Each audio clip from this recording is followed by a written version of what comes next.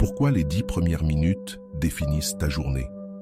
Tu ouvres les yeux avant même de sentir le matelas sous ton corps. Avant de voir la lumière du matin, ton esprit est déjà en mouvement. Les tâches d'hier, les préoccupations d'aujourd'hui, cette conversation qui ne s'arrête jamais dans ta tête. Et en moins de 10 secondes, le poids du monde est déjà posé sur ta poitrine. Mais que se passerait-il si les 10 premières minutes de ta journée déterminaient la manière dont tu vis les 16 heures suivantes? Ce n'est pas de la magie, c'est de la neuroscience, c'est la sagesse bouddhiste. C'est ce que les moines pratiquent depuis des siècles. Dans cette vidéo, je vais te partager 7 rituels sacrés qui transformeront ta façon de te réveiller. Tu n'as pas besoin d'être bouddhiste, tu n'as pas besoin d'heures de méditation. Tu as seulement besoin de 10 minutes et de la décision de commencer. Le pouvoir de l'aube, selon le bouddhisme. Dans le bouddhisme, l'aube n'est pas seulement le début de la journée, c'est une renaissance. Chaque matin, la vie t'offre une page blanche. Pourtant, la majorité des gens se réveillent en traînant le poids d'hier, en anticipant les peurs de demain, et ils perdent le seul moment qui existe réellement. Les moines bouddhistes savent quelque chose que nous avons oublié. La manière dont tu te réveilles n'influence pas seulement ta matinée, elle établit le ton énergétique de toute ta journée. C'est pour cela que, depuis des siècles, ils ont perfectionné des rituels simples mais profonds pour commencer chaque journée depuis la paix et non depuis l'anxiété. Et aujourd'hui, tu vas les apprendre. Si ce message résonne en toi, si tu sens que c'est exactement ce que tu avais besoin d'entendre aujourd'hui, abonne-toi et laisse un like. Non pas seulement pour aider cette vidéo à toucher plus de monde, mais pour t'engager envers toi-même, pour reprendre le contrôle de ta vie. Rituel 1. La gratitude avant d'ouvrir les yeux. Rituel numéro 1. Remercier avant d'ouvrir les yeux. Cela semble simple, peut-être trop simple pour changer quoi que ce soit, mais il existe une histoire qui change tout. Dans les montagnes du Nord vivait un moine nommé Kaito. Il habitait une cabane si pauvre que les murs laissaient entrer le vent de l'hiver. Une nuit, avant l'aube, 3 hommes entrèrent pour voler. Ils fouillèrent chaque recoin. Il n'y avait rien, ni nourriture, ni argent, ni objet de valeur. Alors qu'ils partaient, frustrés, Kaito s'assit sur son lit et les appela. « Attendez !» Les hommes se retournèrent, surpris. Kaito retira la seule couverture qu'il possédait, celle qui le protégeait du froid, et s'avança vers eux avec un sourire. « Prenez ceci. Je ne veux pas que vous quittiez ma maison les mains vides. Je suis désolé de ne pas avoir davantage à vous offrir. » Les 3 hommes, complètement déconcertés, prirent la couverture et disparurent dans l'obscurité. Kaito retourna se coucher, sans couverture, en plein hiver. Il s'allongea, regarda par la petite fenêtre et murmura « J'aurais aimé pouvoir leur offrir aussi cette lune qui m'accompagne chaque nuit. Tu la vois ?» Kaito n'avait rien, pas même une couverture pour se protéger du froid. Pourtant, il était l'homme le plus riche du monde, parce qu'il pouvait remercier pour la lune. Toi, tu as bien plus que Kaito. Un toit, un lit, de l'eau potable, de la nourriture, des personnes qui t'aiment. Mais quand est-ce que tu as remercié pour la dernière fois avant de commencer à te plaindre? Comment pratiquer dès demain? Quand ton alarme sonne, ne touche pas ton téléphone. Ne pense pas à tes obligations. Avant d'ouvrir complètement les yeux, fais ceci. D'abord, pose une main sur ta poitrine. Ensuite, ressens les battements de ton cœur, constant, fidèle, vivant. Puis dis intérieurement « Merci ». Rien de plus. Reconnais simplement « Je suis en vie. Je peux respirer. Je peux recommencer ». Cela en soi est déjà un miracle. Pourquoi cela fonctionne? Le bouddhisme enseigne qu'un esprit reconnaissant est un esprit en paix. L'esprit insatisfait, celui qui cherche toujours plus, qui compare, qui se plaint, vit enfermé dans la souffrance. Mais il y a plus encore.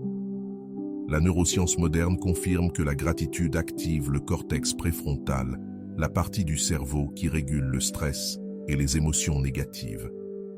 Lorsque tu remercies avant que ton esprit ne commence à planifier et à s'inquiéter, tu l'entraînes à chercher ce qui est déjà là et non ce qui manque. Avec le temps, ton cerveau apprend à se réveiller dans la paix et non dans l'anxiété. Imagine que la gratitude est comme arroser une fleur intérieure. Si tu l'arroses chaque matin, même avec une seule goutte, elle finit par parfumer toute ta journée. Non pas parce que la journée est parfaite, mais parce que ta façon de la regarder a changé. Rituel 2. 3 respirations conscientes. Rituel numéro 2. 3 respirations conscientes. À peine réveillés, nos pensées vont à toute vitesse. Ce qu'il faut faire, ce qui n'a pas été terminé hier, les émotions que l'on traîne comme des valises lourdes. Au milieu de ce tourbillon intérieur, le bouddhisme propose un outil si simple qu'il semble impossible qu'il fonctionne. La respiration consciente. Un maître disait souvent, « Si tu marches, marche seulement. Si tu manges, mange seulement. Si tu respires, respire seulement. » Cela paraît évident, n'est-ce pas? Mais quand est-ce que tu as respiré en sachant réellement que tu respirais? La plupart des gens respirent 16 fois par minute, 960 fois par heure, 23 000 fois par jour, sans jamais s'en rendre compte. Ils vivent en pilote automatique, déconnectés de leur corps, perdus dans des pensées sur le passé ou le futur. J'ai rencontré un homme nommé Daniel. Il était ingénieur logiciel. Il travaillait 12 heures par jour devant un écran. Il m'a confié qu'il vivait dans un état constant d'anxiété. L'esprit toujours accéléré, des nuits sans sommeil, des attaques de panique en pleine réunion. Un jour, complètement épuisé, il est parti en retraite bouddhiste dans les montagnes. Le premier jour, le maître rassembla les participants et posa une question que Daniel n'a jamais oubliée. Combien d'entre vous sont en train de respirer en ce moment? Tous levèrent la main, surpris par une question si évidente. Le maître sourit. Très bien. Et il y a un instant, vous respiriez aussi. Oui, maître. Et lorsque vous étiez inquiet dans la voiture en venant ici, vous respiriez également. Oui, maître. Le maître resta silencieux quelques secondes, puis dit « Alors votre paix a toujours été avec vous, dans chaque respiration. Mais vous étiez trop occupé à la chercher dans le futur pour la voir dans le présent. » Daniel m'a dit que ces mots l'avaient bouleversé. Sa paix avait toujours été là, dans chaque respiration, mais il avait passé des années sans la remarquer. Comment pratiquer dès demain? Après avoir remercié, avant de sortir du lit, reste quelques secondes les yeux fermés. Prends 3 respirations profondes. Première respiration. Inspire lentement par le nez. Compte jusqu'à 4. Sens l'air entrer. Remplir tes poumons. Réveiller chaque cellule. Expire doucement par la bouche. Compte jusqu'à 6. Relâche le poids d'hier, les tensions, l'anxiété. Deuxième respiration. Inspire la paix. Expire la préoccupation. Troisième respiration. Inspire la clarté. Expire la confusion. C'est tout. 3 respirations. Moins d'1 minute. Pourquoi la respiration fonctionne? La respiration est le seul processus du corps qui soit à la fois automatique et volontaire. Ton cœur bat seul, ton estomac digère seul, mais ta respiration peut être automatique ou consciente. Et lorsque tu la rends consciente, quelque chose de puissant se produit. Tu envoies un message à ton système nerveux. Je suis en sécurité, je peux me calmer. Le bouddhisme enseigne que la respiration consciente est la forme la plus directe de méditation. Tu n'as pas besoin de rester assis pendant des heures. Tu n'as pas besoin d'être dans un temple. Il suffit d'être ici et maintenant, dans ce simple acte d'inspirer et d'expirer. Chaque respiration est une opportunité de rentrer à la maison, de te reconnecter à ton centre. Pense à ta respiration comme à une ancre. Quand la tempête de pensée t'emporte, quand tu sens que tu perds le contrôle, ta respiration est toujours là, à t'attendre, pour te ramener au moment présent. Rituel numéro 3. Établir une intention pour la journée. Chaque matin est comme une toile blanche. Et toi, avec tes pensées, tes émotions et tes décisions, tu es celui qui va peindre dessus. Mais avant de tracer la moindre ligne, le bouddhisme nous suggère un acte silencieux mais puissant. Établir une intention. Une intention n'est pas un objectif. Un objectif dit « Aujourd'hui, je vais accomplir X chose. Une intention dit, aujourd'hui, je vais être d'une certaine manière. L'objectif se concentre sur le faire. L'intention se concentre sur l'être. Il y a quelque temps, j'ai rencontré une femme qui s'appelait Elena. Elle était cadre dans une grande entreprise, toujours stressée, toujours pressée, toujours en colère contre quelqu'un. Un jour, elle m'a dit « Je ne comprends pas pourquoi ma vie est si chaotique. Je planifie tout, je fais des listes, mais je finis toujours frustré. » Je lui ai demandé « Chaque matin, avant de quitter ta maison, te demandes-tu comment tu veux être ce jour-là » Elle m'a regardé, confuse. « Comment je veux être ? Non, je pense seulement à ce que j'ai à faire. » Voilà le problème, lui ai-je dit. Je lui ai proposé d'essayer quelque chose. Pendant une semaine, chaque matin, avant même de se lever, choisir un seul mot pour définir la manière dont elle voulait être ce jour-là. Calme, compassion, patience, ouverture, peu importe. Un seul mot, et s'en souvenir tout au long de la journée. 2 semaines plus tard, elle m'a écrit « Je n'arrive pas à croire à quel point tout a changé. Mon travail n'a pas changé. Mon patron n'a pas changé. Mais moi, j'ai changé. Et ça a tout changé autour de moi. » Comment le pratiquer demain? Après tes 3 respirations, demande-toi avec honnêteté et douceur « Comment ai-je envie de vivre cette journée ?» Il ne s'agit pas de faire une liste de tâches. Ce n'est pas un engagement envers la productivité. C'est une déclaration intérieure, une orientation du cœur. Voici quelques intentions puissantes. Aujourd'hui, je choisis d'écouter davantage et de parler moins. Aujourd'hui, je choisis de répondre avec calme et non par réaction. Aujourd'hui, je choisis de voir des opportunités plutôt que des obstacles. Aujourd'hui, je choisis de traiter les autres avec compassion. Aujourd'hui, je choisis de rester présent. Choisis-en une seule, et rappelle-la toi tout au long de la journée. Pourquoi cela fonctionne-t-il? Le bouddhisme enseigne que tout commence dans l'esprit. Chaque action naît d'abord d'une pensée. Chaque parole naît d'une énergie intérieure. Semer une intention au réveil, c'est comme planter une graine de clarté dans le sol fertile de ta conscience. Et comme toute graine, elle grandira si tu l'arroses avec attention et présence. Une intention est comme une boussole. Elle ne contrôle pas ce qui se passe à l'extérieur de toi, mais elle t'aide à ne pas te perdre à l'intérieur. Quand la journée devient confuse, stressante ou incertaine, cette intention te rappelle ton véritable nord. Sans intention, tu es comme un bateau sans gouvernail. Tu avances, oui, mais sans savoir vers où. Avec une intention, chaque décision prend une direction. Et cette direction intérieure t'aide à éviter les réactions impulsives et à vivre avec plus de cohérence entre ce que tu penses, ce que tu ressens et ce que tu fais. Moment de reconnexion. Arrête-toi un instant. Si tu écoutes ceci, c'est que quelque chose en toi cherche la paix. C'est fatigué du bruit, de la précipitation, de ces réveils remplis d'anxiété. Et c'est normal. Tu n'es pas seul. Des millions de personnes se réveillent chaque jour avec ce même poids dans la poitrine.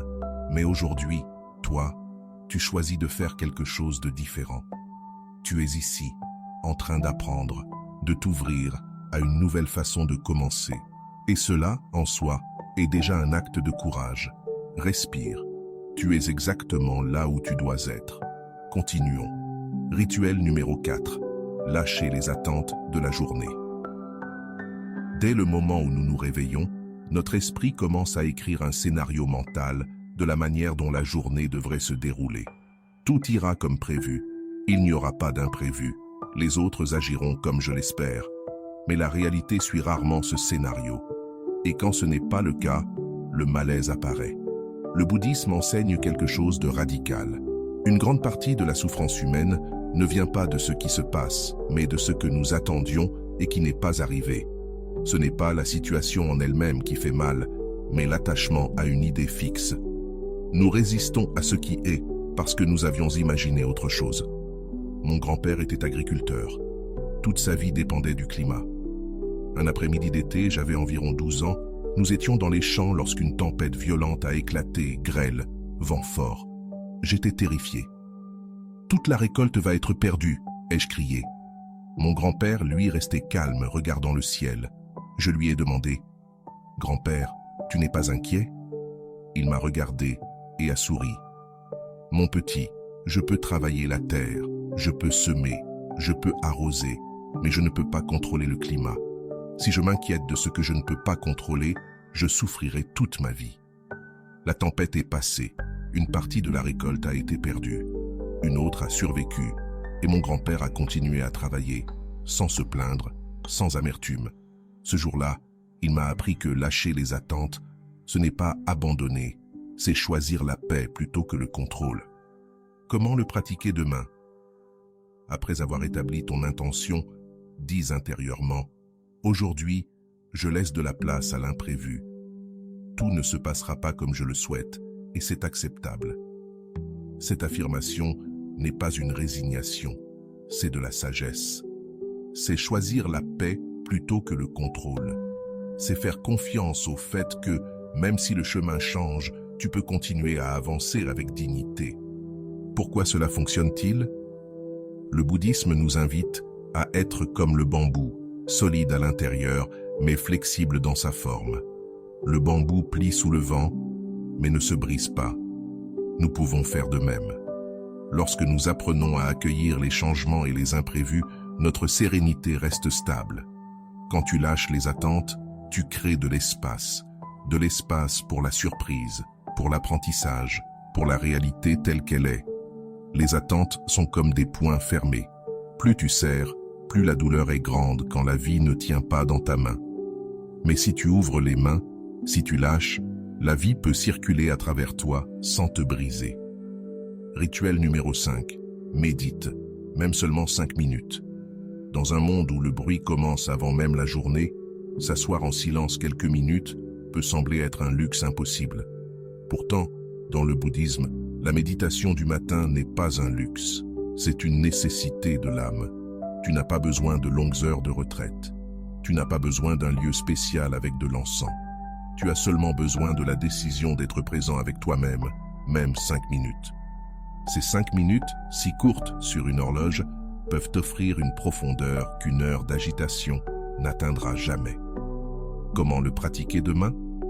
Assieds-toi sur ton lit ou sur une chaise, le dos droit, comme si tu te présentais devant quelque chose de sacré. Ferme les yeux, règle un minuteur de 5 minutes et respire simplement. Observe le rythme naturel de l'air qui entre et qui sort. Écoute ce qui se manifeste en toi. Pensées, émotions, sensations physiques. Tout fait partie de toi. Tout a le droit d'être là. Le but n'est pas de vider l'esprit. C'est une mauvaise interprétation. Le but est d'observer ce qui est là, sans intervenir, sans juger, sans fuir. Le bouddhisme enseigne que méditer, ce n'est pas arrêter de penser, c'est arrêter d'être emporté par les pensées. C'est comme s'asseoir au bord d'une rivière et regarder le courant passer sans te jeter dedans. Tu apprends à regarder avec bienveillance tout ce qui apparaît. Une inquiétude, une joie, un souvenir, une tension. Tu l'observes, tu respires avec, tu le laisses passer. Pourquoi cette immobilité fonctionne-t-elle? Parce qu'elle n'est pas un vide. C'est un espace plein de vie.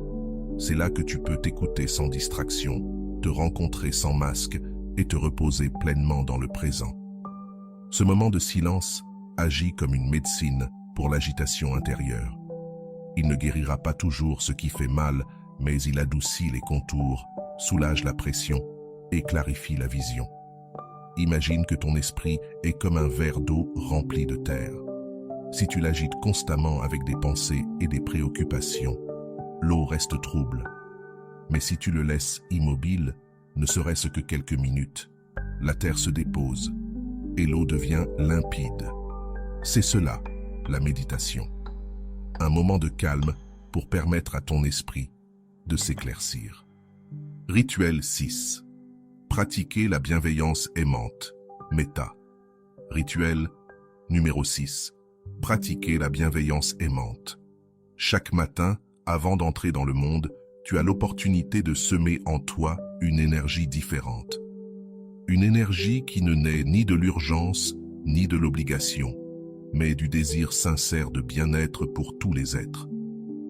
Cette pratique s'appelle Metta, la bienveillance aimante, et c'est l'une des façons les plus puissantes de transformer ta journée et ton cœur. Tu n'as pas besoin de grands rituels. Tu n'as pas besoin de prononcer des mots à voix haute. Il te suffit de fermer les yeux quelques secondes et de souhaiter le bien à toi-même, aux personnes que tu aimes, à celles que tu ne connais pas, et même, surtout, à celles qui t'ont blessé. Comment la pratiquer demain? Étape 1. Commence par toi. En silence. Répète doucement. Que je sois en paix, que je sois en bonne santé, que je sois libéré de la souffrance. Ne le dis pas par habitude. Dis-le comme si tu parlais à ton âme, car bien souvent, la première personne que nous oublions de traiter avec amour, c'est nous-mêmes. Étape 2. Étends ce souhait à tes proches. Imagine quelqu'un que tu aimes. Visualise son visage et répète intérieurement que tu sois en paix, que tu aies la santé, que tu vives dans la joie. Visualise ce souhait enveloppant cette personne, comme une brise chaleureuse, comme un rayon de lumière silencieux. Étape 3. Dirige ce souhait vers une personne neutre. Pense à quelqu'un avec qui tu n'as pas de relation proche, mais qui vit lui aussi ses propres luttes, ses joies et ses peurs.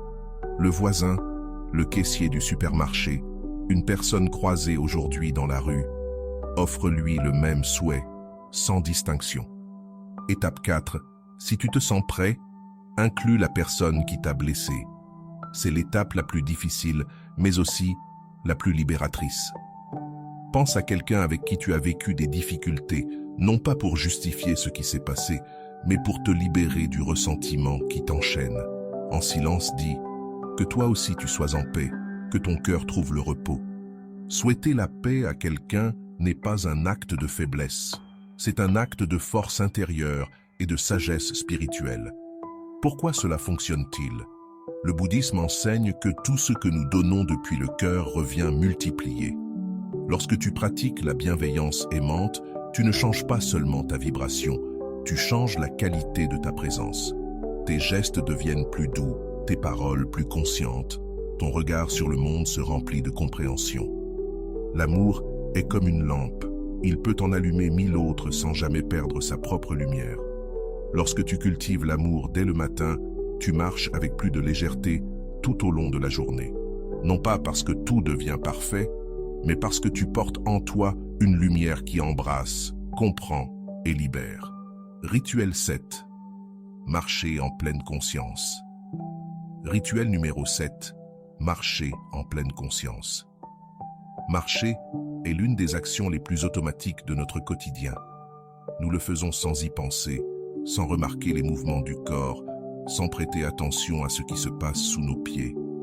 Mais dans la vision bouddhiste, même les premiers pas de la journée peuvent devenir une méditation profonde. La pleine conscience ne se limite pas à s'asseoir en silence. Elle se cultive aussi en mouvement, lorsque tu habites ton corps, lorsque tu marches. C'est pourquoi, en te levant, fais l'effort conscient de marcher lentement, avec une présence totale. Comment la pratiquer demain? Ne te précipite pas vers la salle de bain. Ne regarde pas ton téléphone. Ne commence pas ta routine en pilote automatique. Marche comme quelqu'un qui honore la vie. Sens le contact de tes pieds avec le sol. Perçois comment chaque partie de ton corps coopère dans ce mouvement simple mais miraculeux. Observe l'équilibre, la douceur, la force naturelle de ta démarche. Et pendant que tu marches, respire sans hâte. Permets à ta respiration de se synchroniser avec tes pas, comme une danse silencieuse entre le corps et la conscience. Tu peux répéter doucement dans ton esprit « Je suis ici, je suis vivant ». Ces mots ne sont pas des affirmations vides, ce sont des rappels de ta présence, de ton éveil, de ta gratitude pour l'opportunité de commencer une nouvelle journée. Pourquoi cela fonctionne-t-il? Marcher en pleine conscience transforme l'ordinaire en sacré. Il ne s'agit plus d'arriver quelque part, mais d'être véritablement là où tu es. Chaque pas devient un acte de connexion avec toi-même, avec l'espace que tu habites, avec la terre qui te soutient. Le bouddhisme enseigne que le corps, en mouvement conscient, est un outil pour apaiser l'esprit. En marchant ainsi, les préoccupations perdent de leur force, le dialogue mental s'adoucit et une clarté silencieuse apparaît. C'est comme si chaque pas relâchait un poids invisible, une tension inutile. Chaque pas conscient est une graine de paix que tu plantes et, avec le temps, cette façon de marcher transforme aussi ta façon de vivre. Car celui qui marche en conscience vit en conscience. Comment commencer sans t'abîmer? Plan hebdomadaire. Tu viens d'apprendre 7 rituels sacrés que des moines bouddhistes pratiquent depuis des siècles, mais voici la vérité. Tu n'as pas besoin de tous les faire en même temps. En réalité, si tu essaies de tout faire dès demain, il est probable que tu ne feras plus rien dans une semaine. Comment commencer sans te sentir dépassé?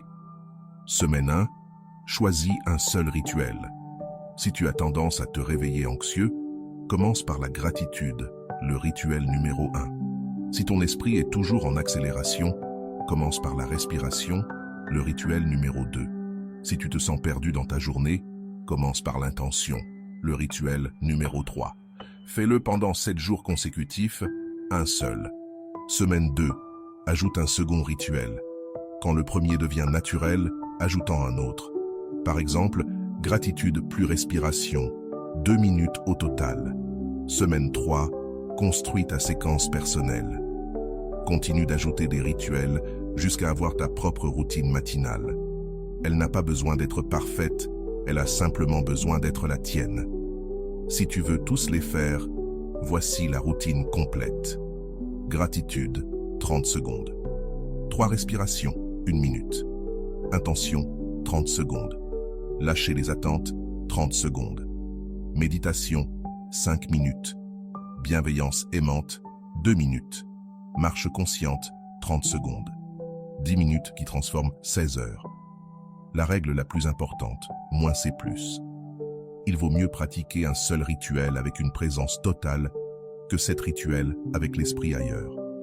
La qualité de ton attention est plus importante que la quantité de pratique. Ta décision pour demain.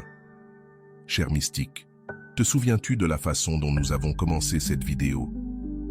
Nous avons parlé de ce moment où tu ouvres les yeux et où ton esprit commence déjà à courir. Du poids du monde sur ta poitrine, en moins de 10 secondes. Mais maintenant, tu sais quelque chose que tu ne savais pas il y a 27 minutes. Les 10 premières minutes de ta journée déterminent bien les 16 heures suivantes. Pas parce qu'elles sont magiques, mais parce que tu choisis comment te réveiller. Non pas dans la réaction, mais dans l'intention. Non pas dans l'anxiété, mais dans la paix. Demain, lorsque ton alarme sonnera, tu auras une décision à prendre. Tu peux saisir ton téléphone, entrer dans le tourbillon et commencer la journée comme toujours. Ou tu peux poser une main sur ta poitrine, sentir ton cœur et murmurer « merci ». C'est une décision de 10 secondes qui peut changer 16 heures. Ces rituels ne sont pas des dogmes, ce ne sont pas des règles rigides, ce sont des invitations à éveiller non seulement le corps, mais aussi l'âme. Et chaque matin, la vie t'offre une nouvelle opportunité d'accepter cette invitation. Si cette vidéo t'a apporté de la valeur, je t'invite à t'abonner à la chaîne et à laisser un commentaire en répondant à cette question.